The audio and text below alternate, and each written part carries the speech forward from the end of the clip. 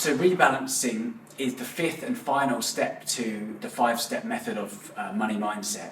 So rebalancing is the hardest of all the steps to do, but is perhaps most important. So what is rebalancing? So rebalancing is putting your assets back into the alignment that's right for you, for your risk profile and your age profile.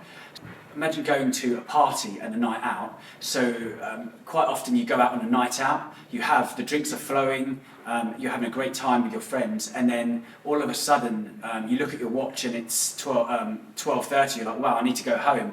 Or say your girlfriend, last week my girlfriend dragged me home from a wedding we were at, and it's why do we need to leave so early? And it means that we can get up the next morning refreshed and can actually do something productive. You can catch the last train home and avoid any congestion on the way home. So the next morning I call my friend up and he says, I speak to him, he stayed out later on at the party, had a few more drinks and missed the last train home, had to get a taxi home and had to pay more for his taxi home. So that's similar to rebalancing. If you stay at the party for longer than you expect, you have a few more drinks, the market or the party can continue to go, and then all of a sudden the lights turn out and everyone piles out for the door.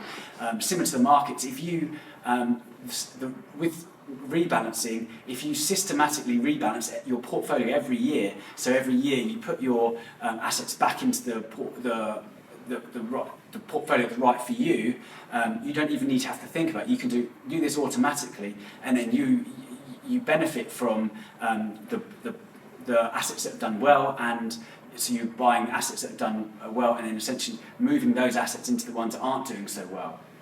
This is like by leaving the party earlier, so leave the market before everyone else, the rush. It means that you get the benefit of the rebalancing, and it improves your portfolio over the long term.